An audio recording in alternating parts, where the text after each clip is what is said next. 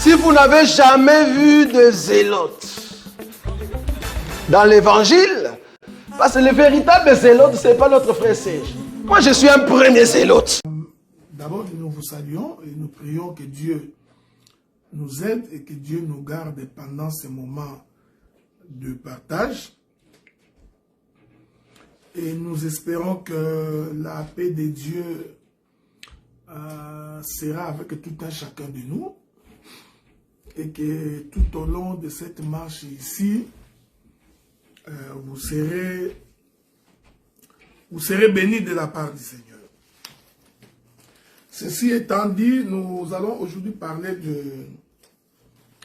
les yeux crevés de Samson et ses cheveux qui repoussent. Donc, c'est de cela que nous allons parler. Je serai à la fois doctoral. Il est possible que je touche quelques données prophétiques. J'essaierai d'être également ministre prophète dans mon intervention d'aujourd'hui. Sous la grâce du Seigneur. Que Dieu vous bénisse. Nous allons donc très vite prendre les Écritures. Nous allons très vite prendre les Écritures. Nous sommes dans les livres des Juges. Shalom mes bien-aimés, mon bien-aimé Rocky Marciano. Que Dieu te bénisse. Le pasteur Benjamin. Toi, Bilangana, que Dieu te bénisse également. Nous pensons que nous allons être en Europe sous peu. Okay? Si Dieu nous garde. Juge chapitre 16. Je vais lire les versets 21, 22.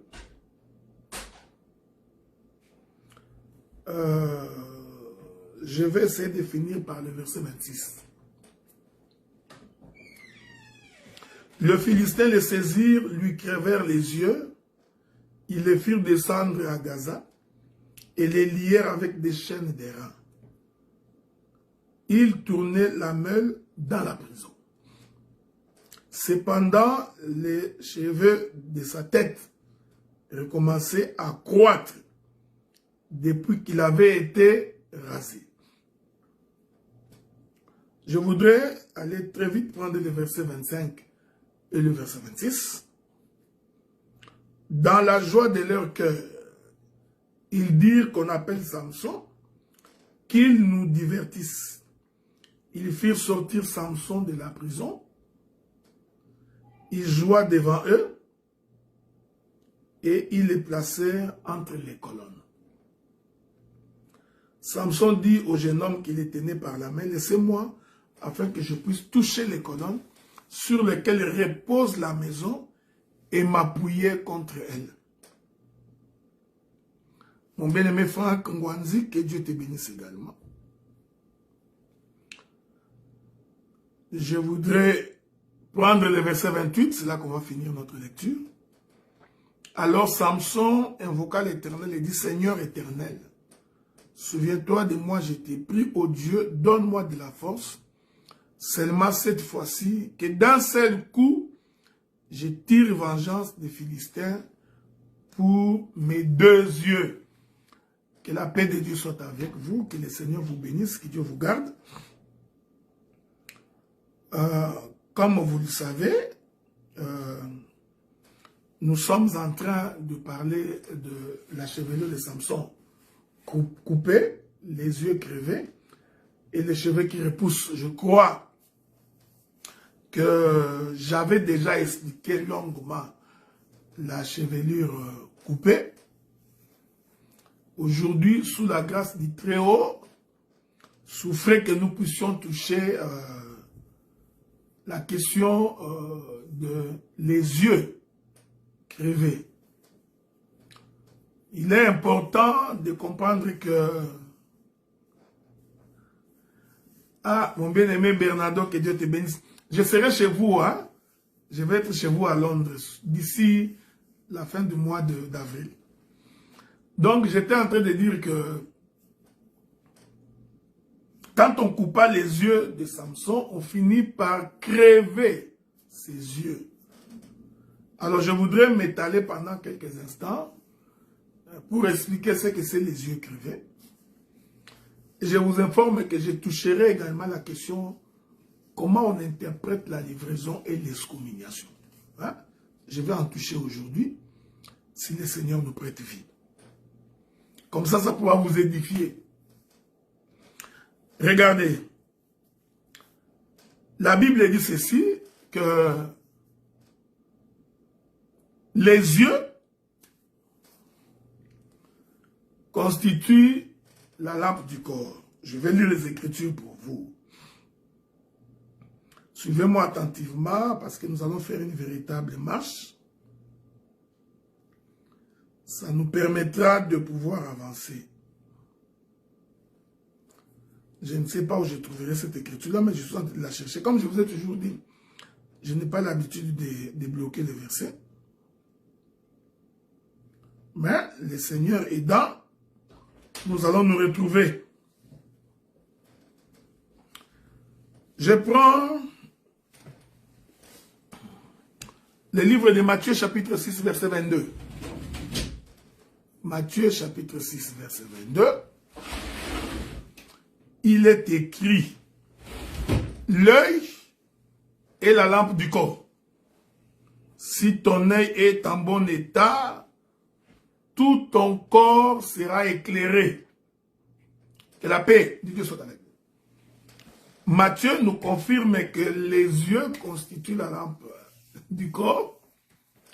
En d'autres termes, les yeux constituent la lumière. Et une fois qu'on a la lumière, on est donc éclairé.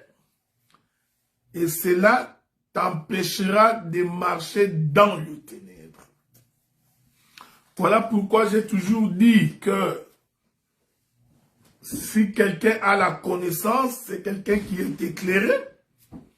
La connaissance est donc la lampe du corps. Et une fois que tu es éclairé, le corps ne peut pas marcher dans le ténèbre. Quand je dis ces choses, c'est aussi pour vous rappeler la raison pour laquelle, en ces temps ici, nous ne sommes pas prédicateurs de Moïse. Nous ne sommes pas ici pour forcer les gens. L'évangile, ce n'est pas un père oye. Que tu le veuilles ou pas, tu es membre du impère. Non. Mon bien-aimé Guilain soit béni. Donc, en ces jours, pendant le temps de la grâce, c'est-à-dire qu'apporter au peuple la lumière. Quand le peuple est éclairé, le peuple lui-même, il saura comment marcher dans la lumière. Voilà pourquoi, quand on est ministre de la parole et qu'on est en train de gérer l'église, il n'est donc pas important de forcer les membres de l'église. Il n'est donc pas important d'être comme un préfet de discipline. Tu n'as pas besoin d'être derrière le peuple pour commencer à les bousculer. Non, pas du tout. Pourquoi? Une fois que le peuple a l'œil, ou que le peuple a les yeux, suivez-moi attentivement, le peuple est éclairé, tout le corps est dans l'éclairage. En d'autres termes, les yeux constituent donc la lumière. Les yeux constituent la lumière. Que la paix de Dieu soit avec nous. C'est ainsi que nous comprenons que lorsque Jean dit au commencement était la parole était avec Dieu et que la parole était Dieu. Dit à, ça se trouve sur ces choses-là, je ne sais pas, dit au pasteur Marcel que je suis occupé, je vais le rappeler. Donc, je disais ceci. C'est pourquoi le prophète Jean dit au commencement était la parole était avec Dieu, la parole était Dieu. Cette parole était donc la lumière des hommes.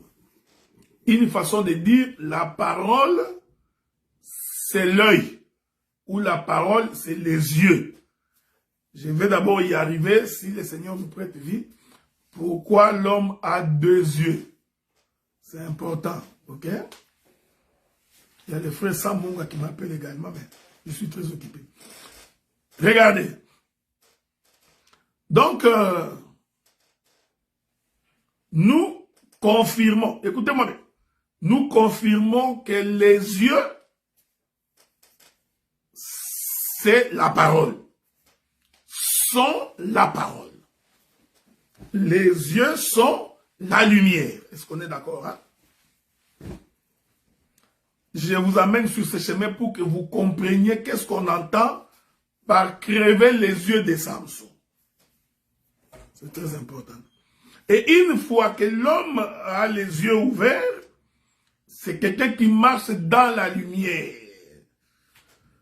Voilà pourquoi tout prédicateur a pour mission d'apporter la connaissance de la parole. Une fois que le peuple a la connaissance de la parole, ça devient, oh ma bien-aimée sœur Naomi Kamanda, que Dieu te bénisse, ça fait longtemps. Donc une fois que le peuple est éclairé, c'est-à-dire qu'il a la parole, il est difficile de le faire retourner dans les ténèbres.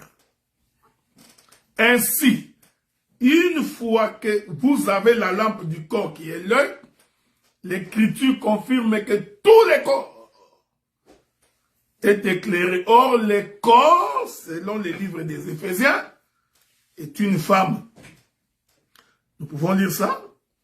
Souffrez. Je crois que c'est Éphésiens. Je vais chercher l'écriture. Bon. Je prends d'abord Éphésiens, le chapitre 4. Le verset 12, pour le perfectionnement des saints, en vue de l'œuvre du ministère et de l'édification du corps de Christ. Ok? Je voudrais ajouter une autre écriture. C'est très important, c'est le livre de Colossiens. Colossiens chapitre 1er, verset 8. Il est la tête du corps de l'Église. Il est le commencement et le premier-né d'entre les morts, afin d'être en tout le premier. Est-ce que je peux vous ajouter notre écriture? Non. Je m'arrête là.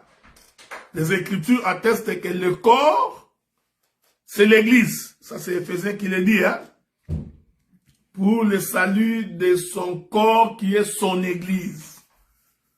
Donc, quand vous avez les yeux ouverts qui constituent la lampe du corps, c'est-à-dire quand l'œil qui est lampe du corps, vous l'avez, tout le corps est éclairé. En d'autres termes, toute l'Église est éclairée lorsque l'Église a les yeux. Parce que l'œil, c'est la lampe. Et une fois que vous l'avez, le corps est éclairé. Voilà pourquoi nous ne cessons de vous dire que quand une église n'a pas le ministre, et moi j'ai toujours dit que cela n'en déplaise à ceux qui ne veulent pas écouter ça, un ministre sans révélation n'en est pas un. Parce que la gloire du roi, c'est de sonder les choses. Or, pour sonder, il faut aller révéler. C'est par la révélation que le peuple est éclairé. Il est écrit dans la Bible. Un peuple qui marche sans révélation est un peuple qui marche sans frein. Donc, quand on a la révélation, on a les freins. Tout prédicateur que tu écoutes qui combat la révélation comprend que c'est un faux prédicateur. Tout prédicateur que tu écoutes qui est en train de minimiser la connaissance de la parole, c'est un faux prédicateur. C'est quelqu'un qui a des limites. Le prédicateur de l'évangile doit avoir la révélation de l'écriture. Et c'est la révélation qui ouvre les yeux. Est-ce que vous comprenez ça? Maintenant, nous comprenons Quand la Bible dit qu'au commencement, l'Esprit de Dieu s'émouvait au-dessus des eaux et qu'il n'y avait que des ténèbres à la surface de l'abîme, et que Dieu dit que la lumière soit, cela veut dire que Dieu avait donné à l'abîme les yeux. Vous comprenez ça? La paix de Dieu. Écoutez-moi bien. Oh! Donner à l'abîme les yeux, cela veut dire en d'autres termes, la lumière est descendue sur la terre. Ce que j'ai dit annonce par la même occasion la venue du Seigneur sur la terre. Déjà au commencement, quand la Bible dit que la terre était informe et vide et qu'il n'y avait que des ténèbres à la surface de l'abîme, faites attention, c'est un langage pour dire que le corps était dans les ténèbres. Pourquoi le corps était-il dans les ténèbres? Parce qu'il lui manquait les yeux. Voilà.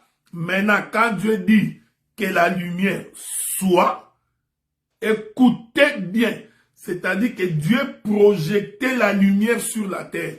Cette projection de la lumière sur la terre, c'est ça la venue du Fils de Dieu. Et lorsque le Fils de Dieu vient sur la terre, c'est pour que la terre soit éclairée. Sans la présence de Jésus, le monde ne peut pas être éclairé. Si tu nais, tu grandis, sans commettre un seul péché, sans commettre les péchés. C'est-à-dire que toi, tu ne voles pas, tu ne calomnies pas, tu ne prends pas la femme d'autrui, tu n'es pas immoral, tu ne débauches pas. Si tu fais tout ça et que tu meurs sans que tu aies cru au Seigneur, tu vas en enfer. Ok?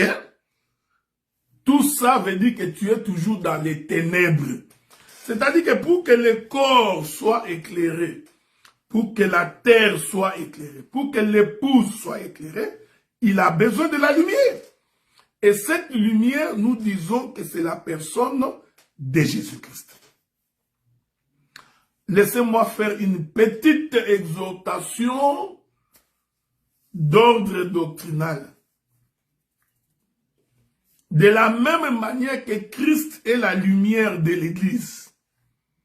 Voilà pourquoi nous disons qu'au-dessus de Jésus, personne ne peut s'élever. Aucun individu, aucune personne ne peut prendre l'autorité sur l'Église du Seigneur. Que Dieu vous bénisse. Quand je dis ces choses, est-ce que je vous énerve? Non. Je suis en train de vous dire juste la vérité. Tu ne peux pas, toi en tant qu'individu, croire que tu vas diriger toutes les églises des saints. Non. La seule personne qui nous éclaire, la seule personne qui est pour nous une référence, ce sont les yeux.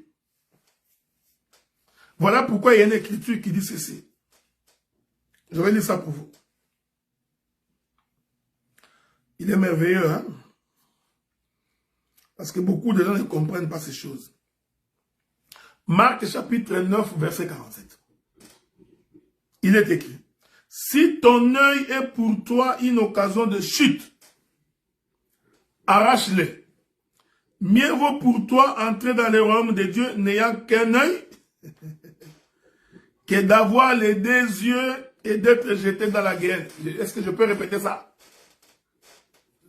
Vous savez, le doctorat n'est pas donné à tout le monde. Hein? Si ton œil, j'aime la précision de l'écriture. Ici, l'écriture dit un œil, un œil. Si ton œil, un œil, est pour toi une occasion de chute, arrache-le. Faites attention. Il continue. Mieux vaut pour toi entrer dans le royaume de Dieu n'ayant qu'un œil que d'avoir des yeux et d'être jeté dans la guerre. Or, Matthieu nous a dit que l'œil est la lampe du corps.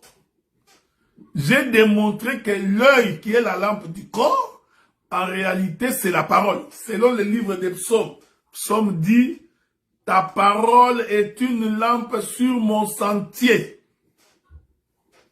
et une lumière sur mon chemin. Donc, la parole, c'est une lampe. Donc, l'œil, c'est une lampe. Ceci maintenant va nous amener à comprendre quand le Seigneur dit, si ton œil est pour toi une occasion de chute, arrache-le, jette-le.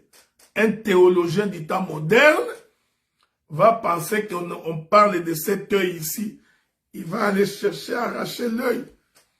Tu verras un modérateur non affermi va dire, bien aimé, prions Dieu que tu arraches l'œil. L'œil qui fait ton scandale, il faut l'arracher. L'Éternel est bon. L'Éternel est bon parce qu'il nous a donné la révélation de ces choses. Donc, l'œil qu'on arrache, c'est l'œil qui est une occasion de chute. Que Dieu vous bénisse.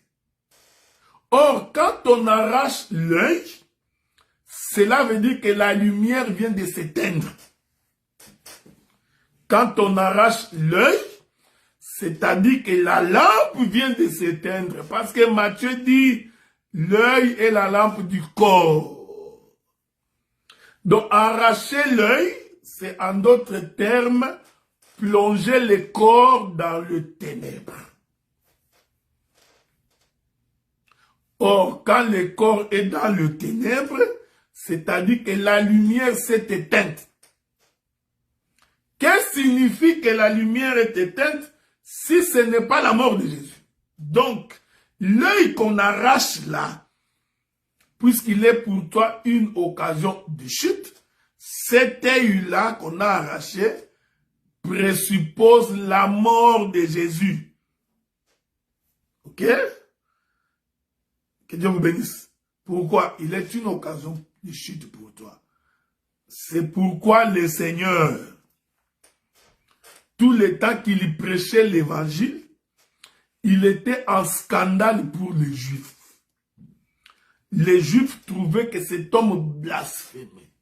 Vous voyez? C'est ça être une occasion de chute. Donc Jésus était pour les Juifs une occasion de chute.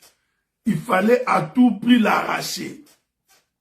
Parce qu'il ne cessait de les scandaliser. Il arrive les jours de sabbat, il guérit un lépreux. Alors que la loi dit, les jours de sabbat, vous ne travaillerez pas.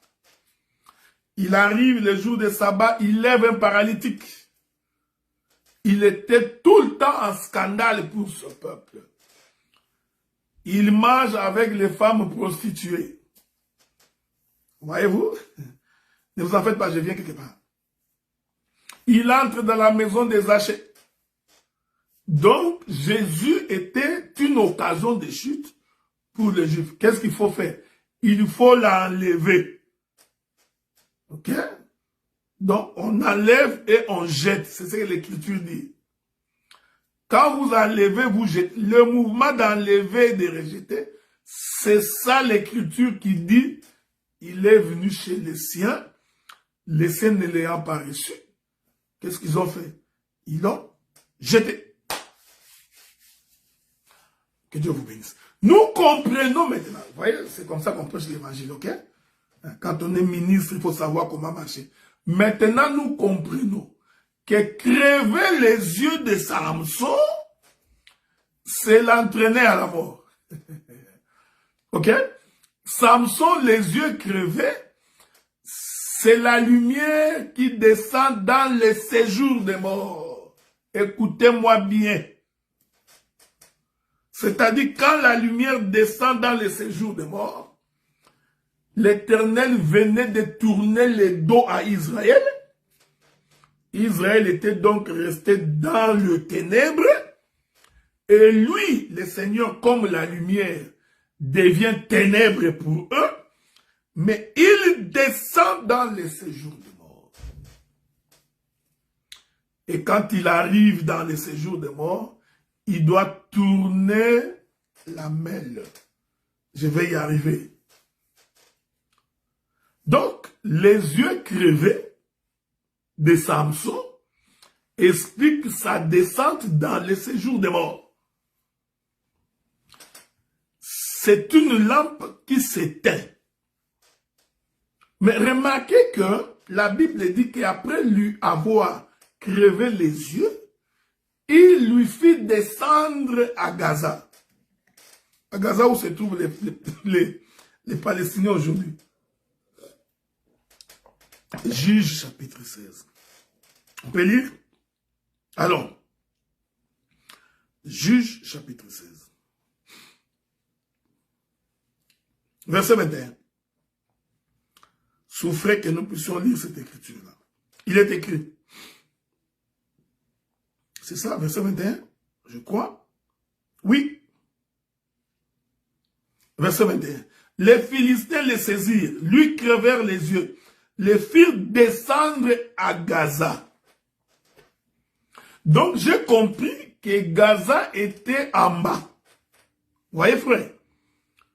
Donc, le mouvement de les faire descendre à Gaza, après lui avoir crevé les yeux, ces mouvements-là témoignent de celui qui descend dans les séjours des morts. Donc, c'est Samson qui descend à Gaza. Il descend là-bas les yeux crevés. Cela explique la mort de notre Seigneur Jésus-Christ. Mais n'oubliez pas, lorsqu'il arriva là-bas, quand il était descendu lié. Mais nous comprenons que quand il arrive en bas, à Gaza, il a été délié parce qu'il devait tourner la meule dans la prison. Que la paix du Seigneur soit avec vous. Mais qu'est-ce que signifie tourner la meule dans la prison? Bon, vous savez, je vous ai toujours dit que la Bible n'est pas le français. Hein? Si tu crois que la Bible c'est le français, tu es le plus malheureux de tous. Je voudrais que nous lisions une écriture. Dans les livres de Matthieu. Matthieu chapitre 4.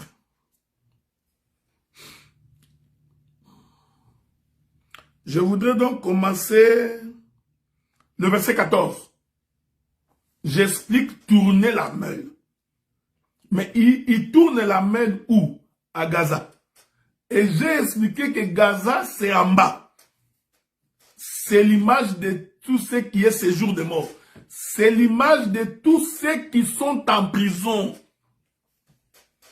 Ok? Parce que l'Écriture confirme qu'il était en prison. J'ai fait un effort pour ne pas trop m'emporter dans la révélation. Vous savez, à la création, quand Dieu dit au troisième jour que la terre sorte des eaux, cette parole-là que Dieu utilise pour appeler la terre, pour que cette terre sorte des eaux, en réalité, la terre était tout un homme dans la prison. Vous comprenez? La terre était tout un homme dans la prison. Mais pour que la terre qui était en prison puisse sortir, la parole prononcée là, en réalité, c'était Dieu, c'était le Fils, c'était Jésus, qui était descendu en prison pour faire sortir la terre. Bon, comme vous voyez, comme c'est Genèse et que c'est un prophète qui parle, c'est pourquoi vous aurez des difficultés pour saisir. Mais ici, la chose va être clairement expliquée. La terre sortie des eaux, la parole là, qui a appelé la terre pour sortir, c'est ça la lumière. C'est-à-dire que la parole quitte Dieu, elle descend dans les séjours de mort, et là-bas, elle doit libérer la terre. C'est ça, tourner la meule en prison. Vous comprenez ça? Tourner la meule en prison, c'est un travail que la lumière fait dans les séjours de mort pour que ceux qui sont en prison puissent sortir. Voilà pourquoi j'ai toujours pensé que nous prêchons l'évangile pour que ceux qui sont emprisonnés puissent sortir. Nous ne prêchons pas l'évangile pour que tu achètes des maisons, des voitures. C'est une bonne chose que tu aies beaucoup d'enfants, que tu aies de l'argent, ce n'est pas mauvais. Mais nous prêchons l'évangile pour que les prisonniers puissent sortir. Matthieu chapitre 4. Verset 13. Il quitta Nazareth et vint demeurer à Capernaum, situé près de la mer dans les territoires des Zabulon et de Nephtali, afin que s'accomplisse ce qui avait été annoncé par Ésaïe le prophète. Le peuple des Zabulon et de Nephtali, de la contrée voisine de la mer, du pays au-delà du Jourdain et de la Galilée des gentils. Ces peuples, j'aime la précision de la Bible, ce peuple assis dans le ténèbre. Au commencement, l'Esprit de Dieu s'émouvait au-dessus des eaux. Il n'y avait que les ténèbres à la surface de la Bible. Ce peuple assis dans les ténèbres a vu une grande lumière. Sur ceux qui étaient assis dans la région et de l'ombre de la mort, la lumière s'est levée. Que Dieu vous bénisse. Donc, quand Samson descend dans la fosse, quand il descend à Gaza, quand il descend en prison, prophétiquement tourner la meule, c'était tout un travail pour délivrer un peuple. Que Dieu vous bénisse. Que la paix de Dieu soit avec vous. Hein? Que Dieu continue à vous garder pour que vous compreniez ces choses.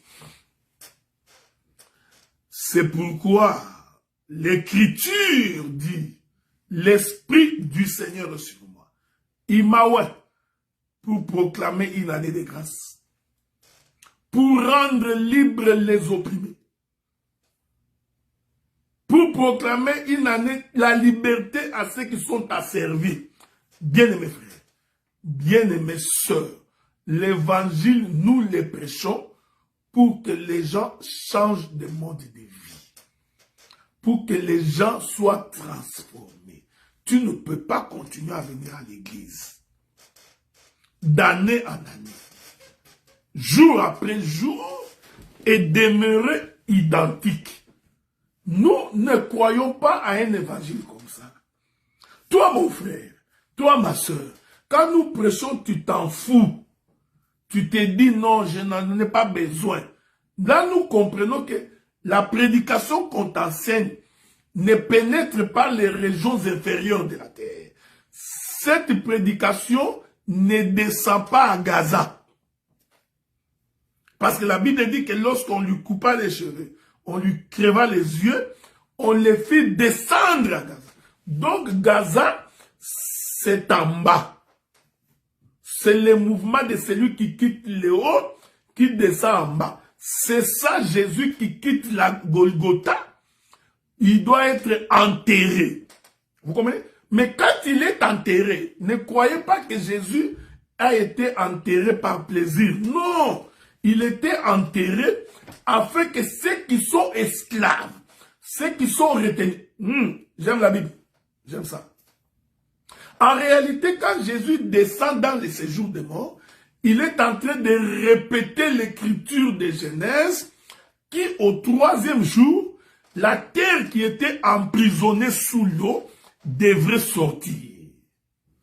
J'ai pris l'Éternel Dieu pour que toi qui es lié encore au péché, toi qui es emprisonné dans le monde des ténèbres, toi qui es pris dans les liens de famille, toi qui es dans une bouteille de sorcier, toi qui as des difficultés pour avancer, tout est bloqué. J'ai pris que la parole que nous annonçons ait la capacité d'aller t'extirper du monde des ténèbres et de te donner la vie. Donc, comment quelqu'un peut-il vivre la vie de la parole pendant des années, rien ne change, il trouve que c'est correct. Tout ce que tu fais comme projet n'aboutit pas. Tout ce que tu fais comme activité n'arrive à rien. tout ce que tu voudrais réaliser ne marche pas, tu trouves ça correct. Tu vas dans une église pendant 20 ans. Les vols ne t'abandonnent pas. Et tu trouves que c'est correct. Tu vas dans une église pendant 20 ans. La haine continue à habiter en toi. Plus les prédicateurs te prêchent, plus tu deviens quelqu'un qui a de la haine pour ses frères. Quelque chose ne va pas. Tu ne peux pas continuer à aller à l'église. Tu es constamment jaloux. La jalousie n'habite qu'en toi, de génération en génération. Quelque chose ne va pas. Quand tout le monde cherche le travail, vous arrivez à la compagnie. Dès qu'on voit ta face, on te chasse. Toi, tu n'es pas accueillable. Quelque chose ne va pas. Vous voyez, frère? Donc, c'est ça la Bible. C'est ça la Bible. Tu ne peux pas, la grande sœur, divorcer. Celle qui vient après, divorcer. Celle qui vient après, divorcer. Toi-même, tu es en voie de divorce. Mais tu trouves que c'est correct. Tu encourages même, tu dis si elle veut partir, qu'il parte. Non! Tu es dans une prison. Donc, il faudrait que la parole t'aide à pouvoir t'en sortir. Tu es dans une... J'ai appris à ne pas aimer les gens qui ont des visions fataliques. Les défaitistes. Les gens, quand ils ne marchent pas, au lieu de faire un effort pour soigner, au lieu de faire un effort pour que ça marche, au lieu de faire un effort pour que les choses aillent de l'avant, non, non. Lui il dit, oh non, ce n'est pas grave. Ce qui arrive peut arriver, c'est que Dieu l'a voulu. Non. Qui t'a dit que tout ce qui t'arrive, c'est Dieu qui l'a voulu? Il y a des choses qui t'arrivent à cause de ton comportement, à cause de ton attitude, à cause de tes réponses, de ta manière de vivre, de ta manière d'être. C'est ce que ça n'a rien à voir avec Dieu. D'ailleurs, la science nous apprend que c'est la Terre qui tourne autour du Soleil. Donc, le Soleil est le même hier, aujourd'hui, pour toujours. Donc, s'il y a des problèmes, c'est que c'est toi. Quelle est ta position vis-à-vis du Soleil? Quelle est ta position vis-à-vis de la parole? Quelle est ta position vis-à-vis de ce que Dieu dit? Il faut chaque jour te poser cette question, t'examiner. Est-ce que ma vie que je suis en train de mener, est-ce qu'elle est conforme à la parole? Quand des hommes de Dieu passent leur temps à insulter, à critiquer, à se comporter comme la cour de cassation, tribunal de grande instance, et ils trouvent que c'est correct, quelque chose ne va pas, vous comprenez que ce sont des liens. Ce sont des liens du monde des ténèbres. Donc, le Seigneur est descendu dans les séjours de mort pour que tous ceux qui étaient en prison puissent sortir. Est-ce que vous comprenez ce que nous disons? Donc, faire descendre Jésus dans les tombeaux, il est allé là-bas pour que ceux qui étaient dans les séjours de mort soient délivrés. Que la paix de Dieu soit avec vous. Donc, quand Samson est en train de tourner la meule, en réalité, c'était toute une délivrance pour Abraham, pour Isaac, pour Jacob et pour tout Israël. Je voudrais lire une écriture. Souffrez, je lise une écriture. Il y a une écriture que je suis en train de chercher dans les livres des Hébreux, je ne sais pas. Ok, je ne sais pas. Si je ne trouve pas, je vais revenir après. Non, je vais trouver. T'inquiète pas. Je vous ai toujours dit que moi, je n'ai pas l'habitude de bloquer les versets, mais je sais que ça existe quelque part. Prenons le livre de 1 Pierre chapitre 3. 1 Pierre chapitre 3. Je vais lire donc le verset 18. Christ aussi a souffert une fois pour les péchés. Lui, juste, pour des injustes, afin de nous amener à Dieu, ayant été mis à mort quant à la chair, mais ayant été rendu vivant quant à l'esprit, dans lequel aussi il est allé prêcher aux esprits en prison, qui autrefois avaient été incrédules, lorsque la patience de Dieu s'est prolongée au jour de Noé, pendant la construction de l'arche, dans laquelle un petit nombre de personnes, c'est-à-dire 8, furent sauvés à travers l'eau. Donc, l'œuvre de la croix, la souffrance de Christ, c'est tout un travail que Dieu fait pour aller nous prêcher, nous qui étions en prison. Faites attention, je voudrais que tu fasses attention. Je ne voudrais pas dire que quand Jésus était en bas sous la terre, il était en train de prêcher les gens. Ce n'est pas ça que je dis. Parce que j'ai entendu quelqu'un qui dit que non, tu vois, quand Jésus a été enterré là-bas, les 3 jours qu'il a fait dans les tombeaux, il était en train de prêcher. Ça là, si tu comprends ça comme ça littéralement, c'est que tu es le plus malheureux de tout ça. Il faut que Dieu te vienne en aide, quoi. Spirituellement, nous étions en prison. C'est ça, prêcher aux esprits qui étaient en prison. Parce qu'en réalité, dans l'homme, c'est l'esprit. Ok? Christ est venu chez les siens l'ont rejeté. Ils l'ont vendu. Les siens qui l'ont rejeté ici, c'est Samson rejeté par sa femme. Donc la femme de Samson, c'est elle, la maison d'Israël, qui rejette le Messie. Et les yeux de Samson crevés attestent de la mort. J'ai expliqué cela. Mais quand il descend en prison, il doit tourner la main. Il travaille. Cet exercice-là est prophétique. C'est pour dire que vous tous qui étiez en prison, l'Éternel Dieu, en descendant dans les séjours de mort, il était venu pour nous délivrer. C'est une écriture, mais qui cache une pensée spirituelle. Cela ne veut pas dire que Jésus était allé en prison, en bas là-bas. Il a commencé à prêcher à Abraham, Isaac et Jacob. Vous tous qui êtes en prison, non. C'est un langage pour dire que la mort de Jésus, quand il a été rejeté par ses frères, quand il se déplace, en fait, il vient nous prêcher, nous qui étions en prison, c'est-à-dire nous, les nations.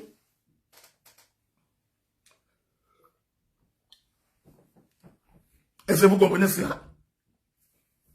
C'est pourquoi, les jours de sa résurrection, attends, je vais vous lire ça. Il est écrit,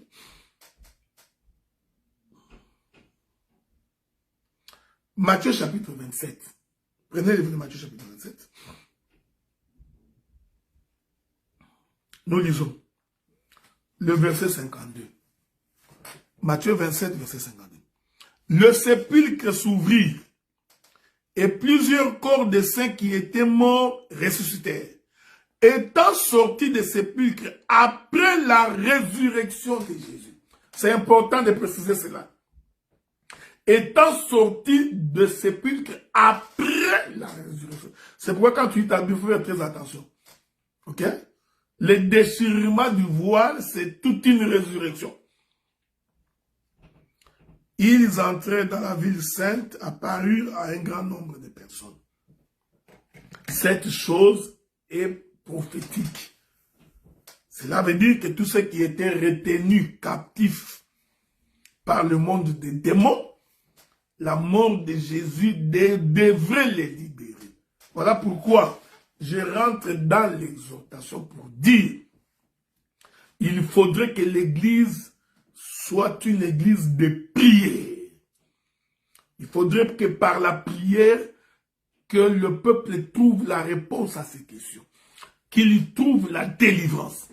Il faudrait que celui qui a une maladie incurable, celui qui reste longtemps sans obtenir les promesses de Dieu, il faudrait que dans la vie de la prière accentuée, que le miracle s'opère et que la délivrance soit vue. Donc, ici, je voudrais dire, lorsque nous nous déplaçons, lorsque nous venons, non seulement que nous enseignons la parole, mais bien plus, il faudrait que le peuple retenu captif pendant longtemps en prison soit délivré. Et cela, ça demande la prière. Mais pour que la prière soit efficace, il est écrit dans la Bible, la prière du juste a une grande efficacité. Il faut que celui qui prie soit un homme intègre. Il faut qu'il soit un homme qui vit en dehors du péché. Il faut qu'il soit un homme sanctifié. Il faut qu'il soit un homme purifié. Voilà pourquoi, quand tu es serviteur de Dieu et que tu sais que tu as un travail à faire à un moment donné, il faut éviter de tomber dans les péchés. Il faut éviter de t'essuyer parce que quand tu t'essuies, la puissance diminue. Il faut que tu sois quelqu'un qui aime la vie de la prière, qui est capable de tenir la prière pendant 1 heure.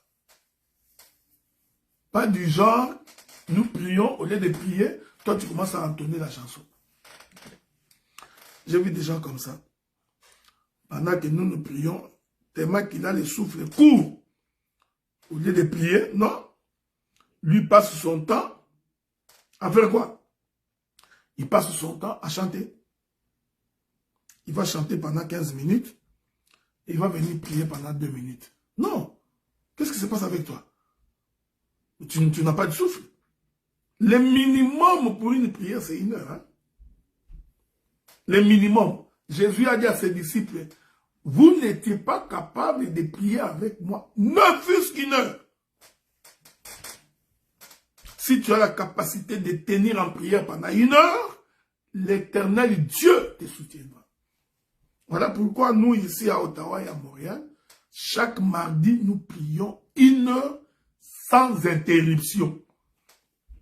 Ce n'est pas 1 heure, nous entendons la chanson. 2 intentions de prière, tu entends. Non, non. C'est 1 heure de prière sans pause. Si tu veux prier avec nous, envoie-moi ton numéro, je vais te connecter. Le vendredi, nous faisons 3 séances de prière de 1 heure, 1 heure, 1 heure, 3 heures de prière. Sans entonner une chanson. Il faut, quand tu es un enfant de Dieu, que tu sois un homme de prière, une femme de prière. Certaines délivrances ne sont possibles que par la prière, et la prière accentue. Les yeux crevés de Samson, c'est le Seigneur qui descend dans le séjour de mort. Et quand il descend dans le séjour de mort, j'ai expliqué que Gaza est en bas, parce que la Bible dit, il les fit descendre à Gaza. Donc, Gaza, c'est le séjour de mort. Gaza, c'est le ventre du poisson. Une fois là-bas, Samson doit prendre la meule en train de le tourner la meule. J'ai expliqué. Tourner la meule, c'est la prédication des gentils. La prédication des nations. Nous qui sommes loin. Il a abandonné la maison d'Israël. Il est venu pour nous prêcher. Et quand il nous prêche, il faut que nous sortions de la prison. Il faut que nous sortions. Est-ce que vous comprenez ça? C'est ça, tourner la meule en prison. Et l'Écriture dit, pendant ce temps, ses cheveux poussaient de nouveau. Je vous avais dit que la chevelure coupée, c'est la gloire qui quitte le trône, qui descend sur la terre et qui descend dans les séjours de mort. Donc nous comprenons que la chevelure qui repousse, c'est la résurrection. Ok? Donc, c'est renaître de nouveau. Donc, le mouvement de Samson, de la chevelure qui pousse, explique la notion de la résurrection. Mais faites attention. Parce que quand la chevelure repousse, il doit sortir du tombeau. Est-ce que vous me suivez? Suivez-moi bien. Je ferai de mon mieux pour que la prophétie vous arrive. C'est très important. Donc, quand la chevelure repousse, il sort de prison. Il a fini la délivrance de son peuple. Une fois que le peuple est délivré, il sort de la prison.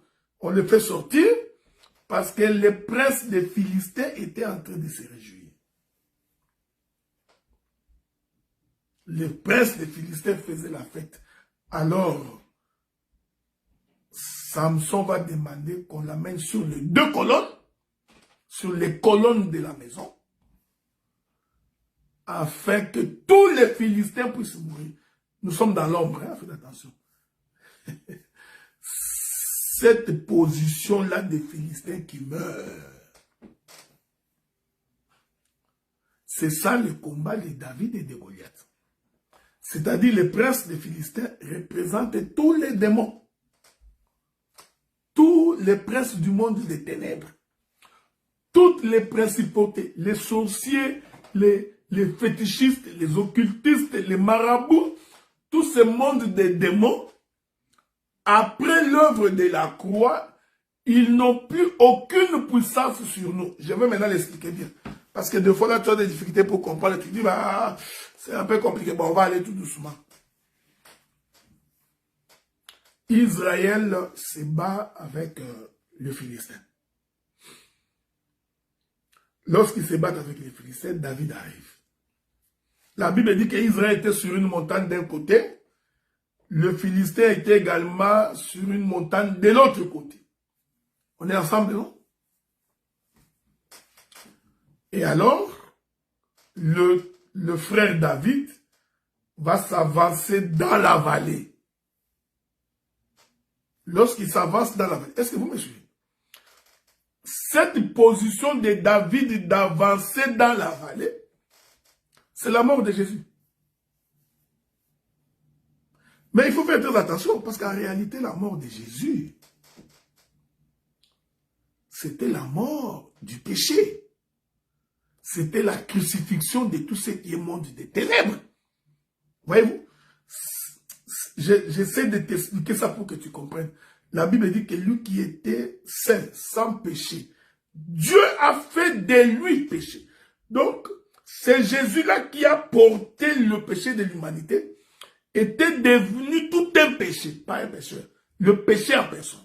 Donc, quand il descend dans les séjours de mort, donc quand il monte sur la croix, parce qu'il doit d'abord monter sur la croix, après la croix, il doit descendre dans les séjours de mort. C'est ce qui est arrivé avec Samson. Hein? On l'a pris dans la maison de sa femme, on coupe les cheveux, on crève les yeux. J'ai expliqué que la coupure des cheveux entre les cuisses sur les genoux de cette femme, c'était la montagne de Golgotha. Une fois que c'est fait, on doit le faire descendre à Gaza.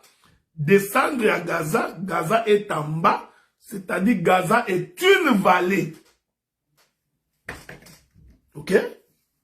Quand il descend dans la vallée, en descendant, Goliath aussi vient. Oh, c'est Goliath-là qui vient dans la vallée avec David.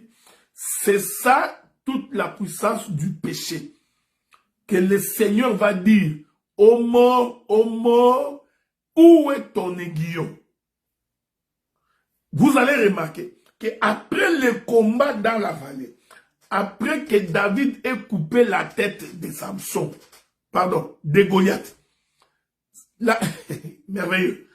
Donc, c'est ça, Samson, dans la prison, en train de tourner la main. Quand il finit de couper la tête de Goliath, David doit sortir de la vallée. Que la paix de Dieu soit avec vous. Vous voyez? Cette sortie de David de la vallée, c'est la résurrection. C'est ça, Samson, avec les cheveux qui repoussent. Mais quand David sort, il montre la tête de Goliath. Tout le peuple maintenant traverse pour poursuivre tous les Philistins jusque dans leur dernier retranchement. Que la paix de Dieu soit avec vous. Cette poursuite-là des enfants d'Israël qui poursuivent les Philistins jusque dans leur dernier retranchement, c'est ça Samson qui renverse les battants de la maison et avec lui, il entraîne la mort de tous les Philistins. Tous les princes des Philistins. Or, la Bible dit, car nous n'avons pas à lutter contre la chair et le sang, mais contre les princes du monde des ténèbres dans les lieux célestes. Donc, le prince des Philistins, là, représentait tous les démons que tu peux imaginer. Je voudrais dire à quelqu'un, donc, ce soir, que aucune puissance de l'ennemi ne peut te nuire. Aucune réunion des sorciers n'aura de l'avantage sur toi. Même lorsque l'ennemi viendra à toi comme un fleuve, l'Esprit de l'Éternel le combattra. L'Esprit de l'Éternel le renversera. L'Esprit de l'Éternel te donnera la victoire. Pourquoi?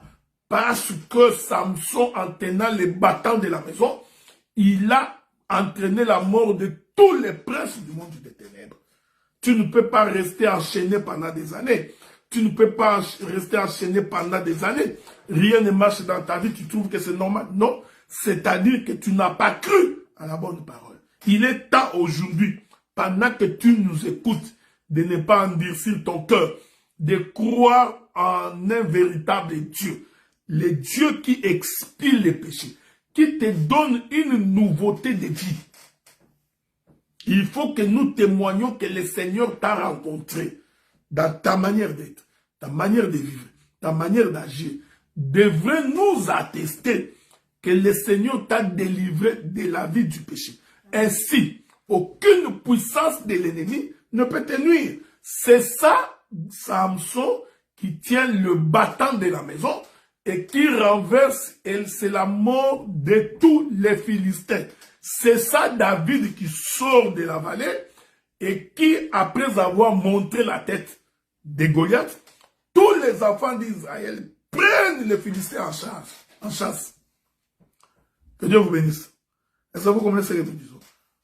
C'est ça, le chevet de Samson qui repousse. Faites attention. Parce que le prophète peut nous expliquer aussi que c'est aussi un combat de la guerre d'Armageddon. Mais j'ai préféré ne pas y aller là-bas.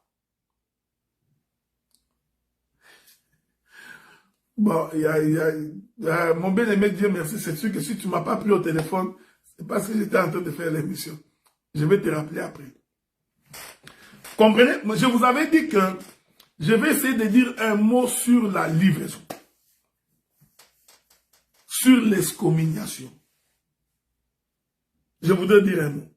Parce que j'ai fini mon intervention d'aujourd'hui. Souffrez pendant 15 minutes que nous disions un mot. Écoutez-moi, mes frères.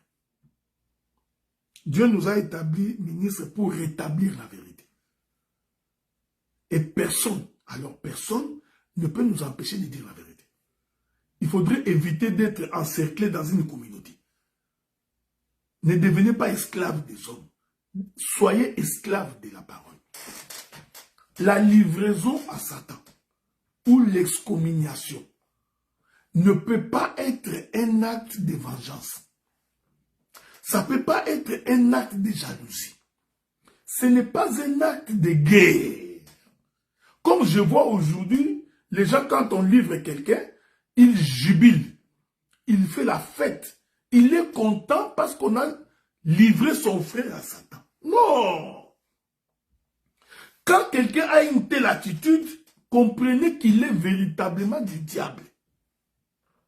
Écoutez ce que la Bible dit. Lorsque Israël s'est déplacé et que l'on trouve que quelqu'un a la lèpre, bien-aimés frères, premier élément que Israël fait, Israël arrête sa marche. Pourquoi Israël arrête-t-il sa marche? Par compassion aux lépreux. Il faut que vous reteniez ces choses, c'est très important. Parce que si vous ne retenez pas ces choses, ça nous fait de la peine. Israël, quand il est en train de marcher et qu'il constate que dans le camp, il est important de préciser que la lèpre doit être trouvée dans les camps, dans la ville, dans la maison. Et c'est le sacrificateur qui constate qu'il y a la lèpre. Est-ce que vous comprenez ce que nous disons? Ce sont des choses élémentaires. Mais je ne sais pas pourquoi les gens se compliquent la vie. Excommunier quelqu'un, c'est un acte d'amour, c'est un acte de compassion. On ne peut pas, les autres ne peuvent pas jubiler parce que leur frère a été excommunié ou que leur frère a été livré à Satan. Non! L'excommunication est un acte d'amour. Vous allez voir, je suis en train de le démontrer. Donc Israël, quand il marchait et qu'il constate qu'il y a quelqu'un qui a la lèpre, il arrête la marche. Il arrête la marche, pourquoi? Pour que les lépreux soient guéris. Il n'arrête pas la marche pour m'arrêter. Ils vont arrêter la marche. Le sacrificateur va constater qu'il s'agit de la lèpre. Tout péché n'est pas lèpre. Sinon, vous allez commencer à excommunier tout le monde. Tu n'es pas d'accord avec ton frère. Excommunié. Il t'a insulté. Excommunié. Il a soutenu le président Fayoulou. Excommunié. Il soutient le président Fachi. Excommunié. Il est disciple de Macron. Excommunié. Mais vous allez excommunier tout le monde. Non.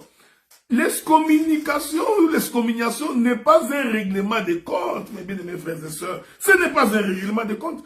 Où est l'amour du prochain? Non. Les sacrificateurs constataient qu'il a la lèpre. Ils demandaient au camp de s'arrêter. On prenait les lépreux, on les mettait dehors. Pourquoi on mettait les lépreux dehors? C'est pour qu'ils guérissent. On ne mettait pas les lépreux dehors pour qu'ils souffrent. Mais la haine qui vous habite aujourd'hui m'étonne, me chagrine au plus haut point. Quelqu'un, quand il apprend qu'on a excommunié son frère, il jubile. Tu vas l'entendre dire, il n'entend pas, il est orgueilleux, c'est un prétentieux, azui. Non! Ça, ce n'est pas Dieu. Celui qui jubile comme ça, son cœur est noir, son cœur est ténèbre, son cœur est obscur. On met les lépreux dehors pour qu'ils guérissent. Et le membre de son camp doivent attendre, frère. Il ne continue pas la marche. Israël ne continuait pas la marche. Quand il y avait un lépreux au milieu d'eux, ils vont les mettre dehors. Pendant qu'il est dehors, les soucis du sacrificateur, c'est qu'il doit guérir. C'est-à-dire le sacrificateur doit de temps en temps sortir pour aller constater si la guérison est possible. Est-ce que vous comprenez ce que nous disons? Je ne voudrais pas entrer dans les données révélationnelles parce que des fois ça vous fait des vertiges. Jusqu'à ce que des fois vous me haïssez tout simplement parce que je donne la révélation. Écoutez, prophétiquement, les lépreux là qui est dehors, on lui prodigue des médicaments pour sa guérison. Vous comprenez ce que je dis? Il est dehors, mais il est en période de traitement. Il est en période de guérison. Ces lépreux là, on lui donne à manger. Sinon, il va crever de faim. Donc, il y avait des dispositions en Israël pour que les sacrificateurs apportent à manger à ces lépreux-là. Mais aujourd'hui, quand on t'excommunie, les soucis des gens qui t'ont excommunié est que tu dois souffrir. Il faut que tu meurs. Il faut que tu sentes. Ils vont faire en sorte que même les foufous dans ta maison, tu n'en as pas. Ta femme va commencer à maigrir. Tes enfants ne vont plus aller à l'école. Ils vont te priver même le salaire du serviteur. Parce que tu as péché. Vraiment. Vraiment. Vraiment, vous priez Dieu. Les dieux que nous prions. Et vous trouvez ça normal. Je vous ai dit que la lèpre doit être constatée dans les camps. Ce n'est pas ce que nous voyons aujourd'hui. Quelqu'un qui est à Kinshasa excommunie quelqu'un qui est en Afrique du Sud. Je me pose la question, on est dans quel monde?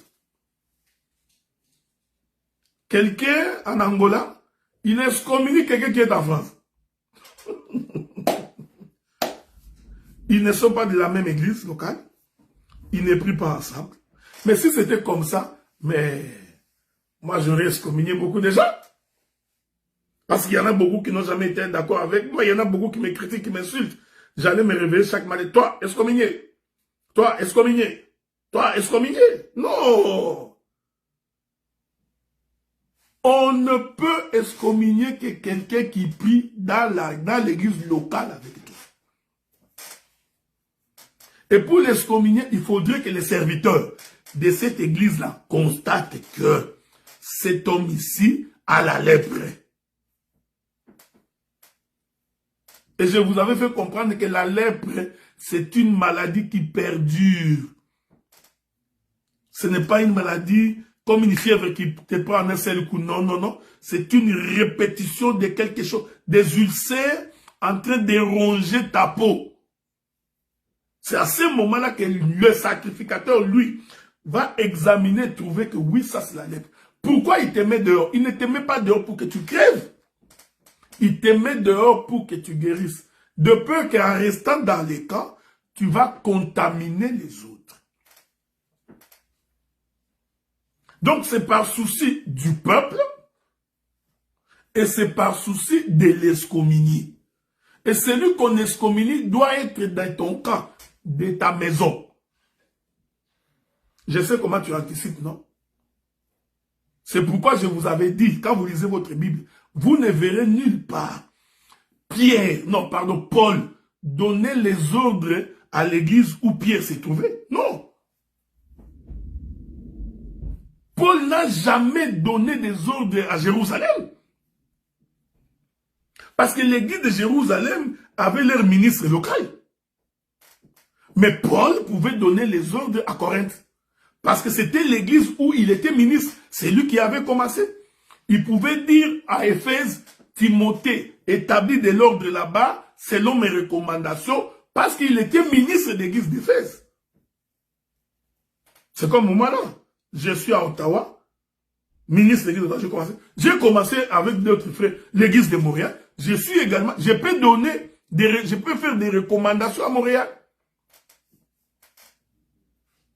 Là où nous sommes avec le pasteur Marcel, je peux appeler, je voudrais que telle chose soit faite, c'est conformément à l'écriture. Oui, parce que c'est mon église locale.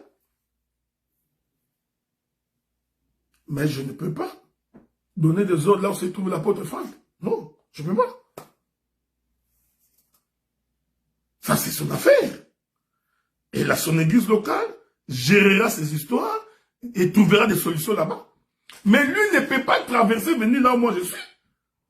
Décider d'excommunier quelqu'un. Non, c'est anti-biblique. Nous sommes en train de dire pour que vous compreniez que c'est anti-biblique. Les excommunications internationales à laquelle nous assistons ou auxquelles nous assistons aujourd'hui sont anti-doctrine. Est-ce que vous comprenez ce que nous disons?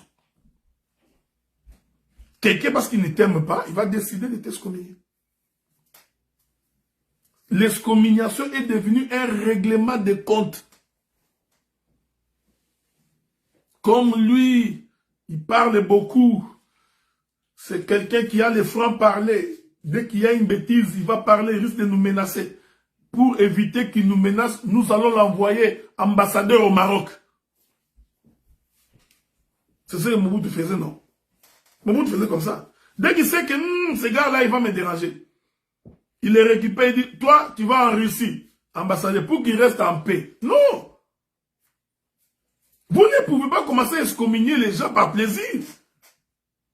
Au nom des pères, notion de papa. Hein? C'est un père.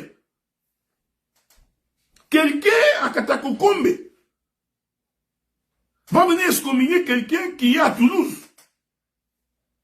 Non, il faut lire la Bible, frère.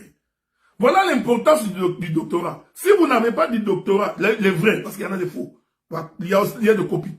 Les vrais doctorats examinent les Écritures dans les détails. Toute la lèpre est constatée dans le camp. Voilà pourquoi j'avais fait un post dernièrement. J'ai dit ceci. Dieu pouvait faire en sorte que quand Israël entre à Cana, que Israël occupe tout Cana. Dieu pouvait le faire. Que chacun aille n'importe où. Bon, bien aimé, vous êtes arrivé au Canada. Entrez au Canada. Allez où vous voulez. Nous pouvions décider, moi je vais à Vancouver, l'autre dit non, moi je vais à Nunavut. L'autre dit non, moi je vais à Iqaluit. Je vais dans les territoires du Nord. On pouvait. Israël pouvait entrer dans Cana, partout. Dieu n'est pas bête. Dieu a fait en sorte que chaque enfant d'Israël ait son propre territoire. Ils étaient répartis par territoire. Les territoires, là, c'est ça l'église locale. Chacun dans son territoire. Avec les princes de leur tribu. Vous voyez?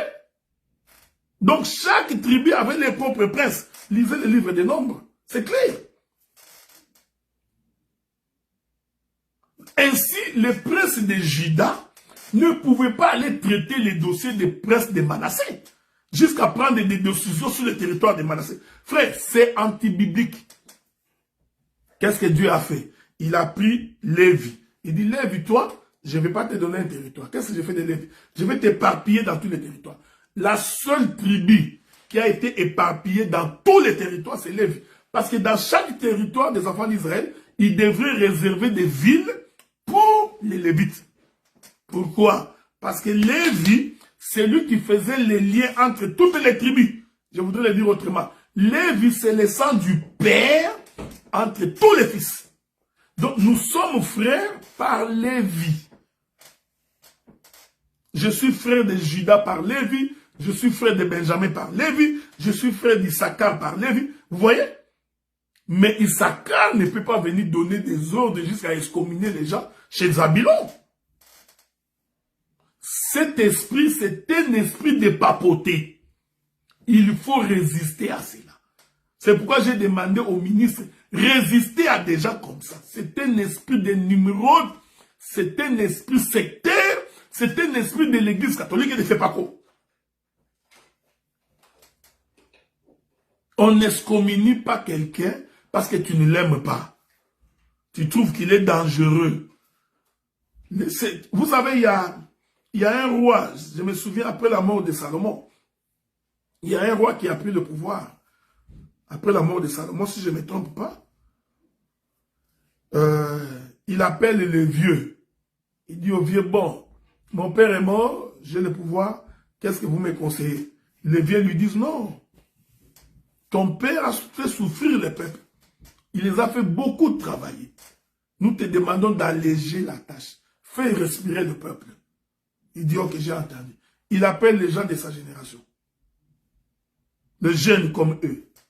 Les gens qui ne connaissent pas la souffrance de l'œuvre. Qui ne connaissent pas la souffrance, comment on tient un royaume. Il les appelle. Ils disent, non, il faut augmenter la souffrance. Comme toi, tu avais souffert, il faut que tout le monde souffre. Non. Excommunier quelqu'un est un acte d'amour. Israël ne se déplacera pas jusqu'à ce que les lépreux soient guéris. Vous avez lu votre Bible. Avez-vous lu quelque part où un lépreux a été abandonné? C'est Jéroboam. Que Dieu te bénisse, mon bien-aimé Kwanzi. Avez-vous lu dans votre Bible même les livrets des 1 Corinthiens? Paul dit qu'il faut aller les récupérer. Avez-vous lu dans votre Bible, bien plus pendant les temps de la grâce, comment vous pouvez décider que quelqu'un, vous décidez de la vie éternelle de quelqu'un, que lui ne rentrera jamais? Non! Ça, c'est un mauvais cœur. Ne rendez pas le mal pour le mal. Aimez vos ennemis et priez pour eux. Vous n'avez pas lu ça dans la Bible. Si quelqu'un t'a fait du mal, c'est pas grave, il faut le bénir. Ne lui rendez pas le mal. Ne va pas en train de mijoter le mal. Comment je vais faire tomber mon frère? Comme il y en a d'autres qui disent, le jour où on va l'attraper, celui-là il va sentir. Il y a des gens qui font les péchés à crédit. Du soumouyanyon. Sa kota kinyon. Déjà, il sait déjà, il n'a pas encore péché, mais il s'est déjà endetté. Déjà! Israël ne se déplaçait pas tant que le lépreux n'est pas guéri. Jusqu'à ce que le lépreux guérira, on le fera retourner dans les camps et ils continueront la marche. C'est ça la miséricorde, frère. C'est ça le pardon. Quand ton frère a mal fait, il a péché contre Dieu. Ton souci, c'est de les récupérer. Qu'il revienne au Seigneur. Non? Excommunier. Vous voulez qu'il... Maintenant, ce qui est pire, vous voudriez que l'excommunié commence à vous supplier comme on supplie Dieu. Jusqu'à ce que leurs femmes commencent à passer, à aller voir vos femmes pour dire, dites à papa, tu n'es plus frère, tu es devenu papa. Dites à papa de pardonner seulement, de faire retourner. Et lui aussi, il sait quoi être quelque chose. Quand je vais régler la question, je te ferai retourner. Tiens! Oui. Comme disent les Ivoiriens. Je te suis. Donc, c'est devenu quoi cette affaire-là? Donc, ce n'est plus la parole, c'est l'état d'humeur des gens.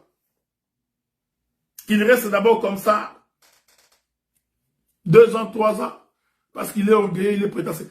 toute excommunication qui se fait en dehors du camp est anti-doctrine diabolique et satanique.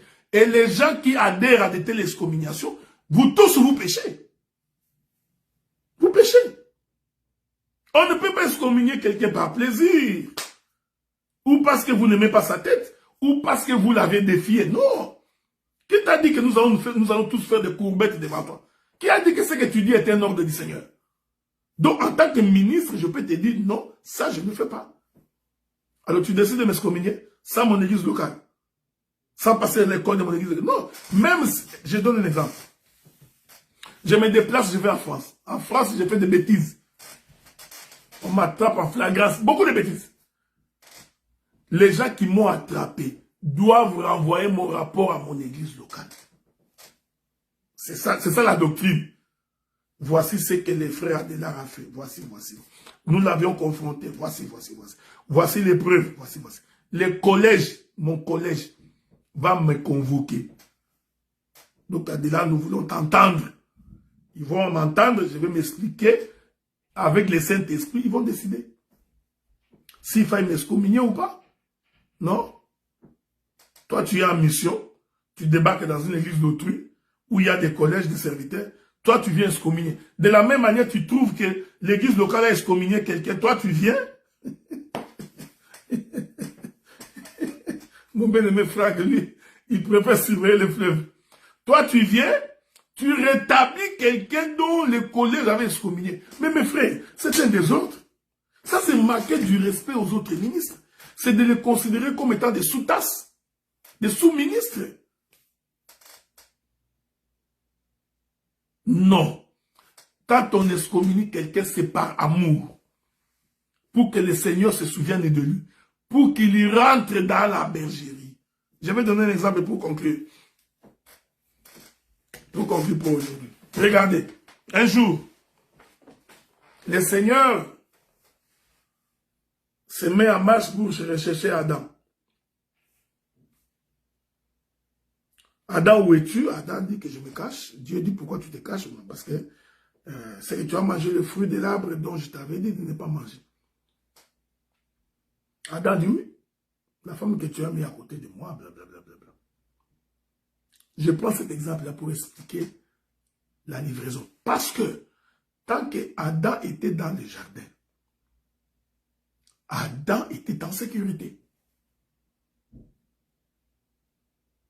Vous voyez, quand on livre quelqu'un, en fait, on le livre à Satan pour qu'il soit en insécurité. Pour que cette insécurité-là lui donne le goût de rentrer très vite dans la bergerie. Dieu vient, il trouve Adam, qui avait péché contre l'Éternel. Dieu pouvait chasser Adam nu. C'est ce que je vous dis. Non, Dieu n'a pas chassé Adam nu. Il a habillé Adam et puis il l'a fait sortir. Adam était sorti, c'est une livraison, c'est une excommunication. Mais Adam était sorti avec les vêtements de l'Éternel. Cependant, il avait péché. Dieu pouvait dire, puisque tu n'écoutes pas, alors tu vas sortir comme ça nu. Comme ça, tu vas bien être bouffé par les moustiques, les mouches, les lions vont te bouffer. Toutes les bêtes sauvages s'en prendront. Non! Regardez l'amour de Dieu. Tant bien même qu'il avait péché, il couvrit sa nudité. Ensuite, il les livra. Mais Dieu savait, le fait que je lui ai fait porter la peau de l'animal, Adam aura le souci de rentrer. Est-ce que vous lisez votre Bible?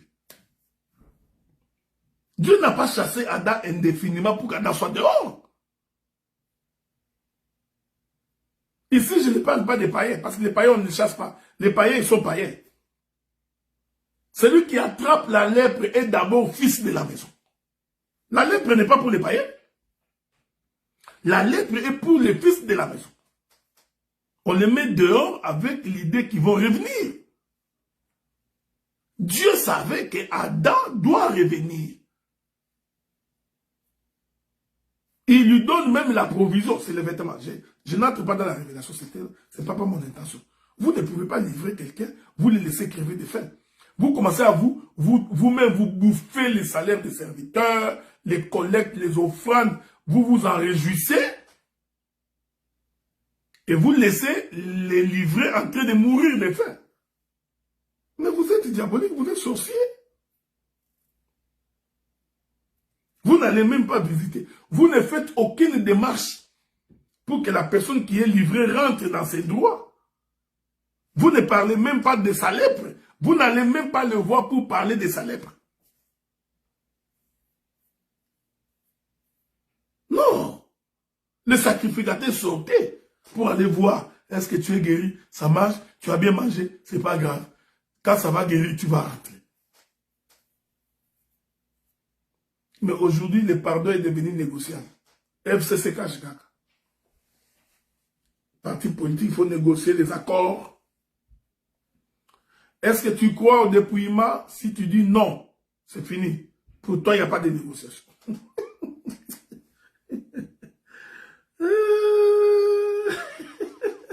Non, que Dieu nous vienne en aide. Donc, croire au dépouillement est devenu comme un baromètre. Unité de mesure. Toi, tu crois au dépouillement. Il suffit seulement que tu dises que non, je ne crois pas. C'est fini. Toi, là, c'est fini. Tu vas mourir livré. Il y en a d'autres qui sont plus malins que Kandolo. Vous connaissez ceux plus malins que Kandolo? Plus malins que Kandolo. Il y en a d'autres qui sont plus malins que Kandolo. Il va dire, oui, je crois au dépouillement. Dès qu'il rentre, il change d'avis. L'Éternel savait qu'Adam, il savait qu'Adam Adam allait retourner. Oui, mon bien-aimé, Dieu savait. Lui, la première personne qui fait la livraison, il n'a pas laissé Adam sortir nu. Pourquoi? Vous ne vous avez jamais posé la question, pourquoi Dieu l'avait habillé? Vous vous posez la question, pourquoi Dieu avait habillé Adam? Vous pensez que ce n'est pas plaisir? Non. Vous manquez d'amour. Vous êtes méchant. Votre méchanceté est très grande. Vous êtes mauvais. Votre cœur est ténébreux. Vous ne voulez même pas qu'on pose la question. Si on pose seulement la question, non, non, non, non, non, non, laissez-les là-bas, laissez-les là-bas. D'abord, vous ne respectez pas la doctrine. Parce que vous excommuniez des gens qui ne sont pas de votre église locale. Vous excommuniez des gens qui n'ont pas péché contre l'Éternel. Vous excommuniez des gens qui n'ont pas la lèpre. Et beaucoup de ministres, comme des faibles, sont entraînés. C'est ce que Paul avait dit à Pierre. Dans ton hypocrisie, tu as entraîné beaucoup de juifs. À cause de votre mauvais agissement, de votre mauvaise manière d'agir, vous aviez entraîné d'autres ministres. Il y en a des ministres peureux qui ont peur de dire la vérité. Un ministre n'a pas peur. Un ministre doit avoir ses pieds dans ses bottes. Que quand ce n'est pas ça, un ministre se tient debout. Au prix de sa vie, il dit ça, ce n'est pas la parole. Toute livraison en dehors de qui ne relève pas d'une église locale est diabolique. Revenez sur le bon chemin. Toute livraison qui viendrait d'en haut, satanique et diabolique. Les questions, c'est pareil. Hein? C'est pareil avec les finances. Tu ne peux pas débarquer dans une église d'autrui, les gens qui ont commencé. Toi, tu viens, tu voudrais connaître les mabonzas. C'est combien? Qu'est-ce qu'il y a? Qui a donné? Qui travaille, qui ne travaille pas? Tu vérifies les femmes d'autrui. Ce n'est pas ton travail. Toi, tu es un mission visiteur. Prêche ce que Dieu t'a donné. Et rentre chez toi. Tu commences à vérifier. Est-ce que tel a donné la dot? Non, il n'a pas de lui. Qui? Non, est-ce que tu es FBI? Ou KGB? C'est comme si dans cette église locale, il n'y a pas un pasteur. Mais c'est le travail du pasteur de l'église locale. Tu commences à vérifier les paniers. On a donné combien aujourd'hui? Ah, ok. Ok. Bon, donne-moi ça, donne-moi ça. Tu rentres même là où tu es rentré.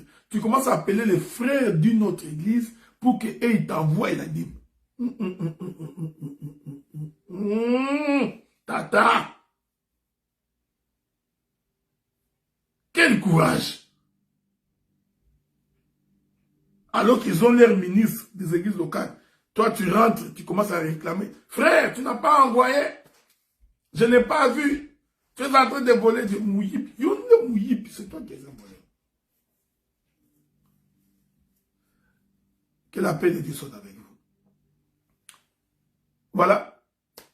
C'est un addenda, un ajout que je voulais partager avec vous en ce soir. Laisse que la paix de Dieu soit avec vous et que Dieu vous garde, et que Dieu vous protège, qu'il continue à vous enrichir. Donc, le samedi prochain, Dieu voulant, nous allons faire notre émission, le ministre face au peuple, avec mon bien-aimé frère Sam Munga. C'est comme je disais, donc un samedi sur deux, nous ferons la trompette de la vérité. Un autre samedi sur deux, nous ferons le ministre face au peuple. Donc je suis votre frère, le docteur Adela, ministre de la parole. Nous avons une église à Ottawa et une autre église à Montréal.